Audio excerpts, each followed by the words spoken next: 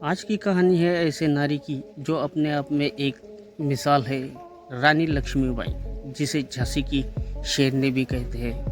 इतिहास की धूल में कुछ कहानियां गुम हो जाती है, पर कुछ कहानियां इतनी ताकतवर होती है कि सदियों तक गूंजती रहती है। ये कहानी है एक ऐसी ही वीरांगना की जिसने ब्रिटिश साम्राज्य को चुनौती दी और कह उठी, मैं अपनी झांसी नहीं दूंगी। साल 1828, काशी नगरी, जहाँ यहाँ जन्मी एक साहसी बालिका मणिकर्णिका। लोग उसे प्यार से मनु बुलाते थे। मनु बचपन से ही असाधारण थी। जहाँ उस दौर की लड़कियां घर की दीवारों में सिमटी रहती थी, वही मनु को तलवारबाजी, घुड़सवारी और धनुष बाण चलाना पसंद था। मनु ने बचपन से ही सिखा दिया था कि बेटियां सिर्फ घर की जिम्मेदारियां ही नहीं उठाती, बल्कि एक दिन पूरे साम्राज्य की रक्षा भी कर सकती है। समय बदला। मनु का विवाह झांसी के राजा गंगाधर राव से हुआ और वह बन गई रानी लक्ष्मीबाई। झांसी की रानी बनने के बाद लक्ष्मीबाई ने अपने राज्य को मजबूती से संभाला, परंतु नीति को कुछ और मंजूर था। राजा गंगाधर राव की असमय मृत्यु ने रानी को गहरे दुख में डाल दिया।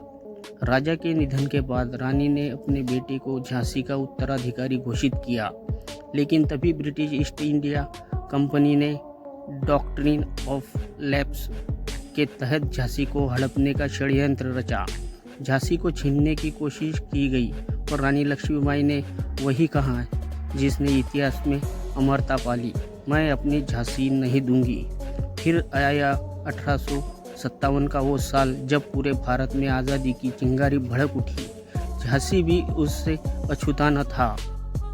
रानी लक्ष्मीबाई ने एक विशाल सेना बनाई, जिसमें महिलाओं ने भी कंधे से कंधा मिलाकर युद्ध में हिस्सा लिया।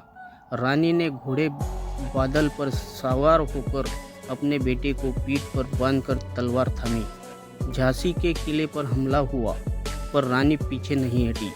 एक माँ, एक रानी और एक योद्धा। रानी लक्ष्मीबाई ने वो साहस दिखाया जिसे देखकर दुश्मन भी थर्रा उठे। 1858 की वह एक सुबह रानी लक्ष्मीबाई ने रणभूमि में वीर गति को प्राप्त किया, पर उनकी शहादत ने भारत के स्वतंत्रता संग्राम को एक नई दिशा दी। रानी लक्ष्मीबाई चली गई, पर उनके शब्द, मैं अपनी झांसी नहीं दूंगी, हमेशा गूंजते रहेंगे। आज की ये स्टोरी आज के ज़माने की महिलाओं को प्रेरित करने वाली है। ये स्टोरी आपको कैसी लगी कमेंट करके ज़रूर लिखिए, और हो सके तो ये वीडियो शेयर कर दीजिए और लाइक करके चैनल को सब्सक्राइब कर लीजिए और बेल आइकन को प्रेस कर दीजिए।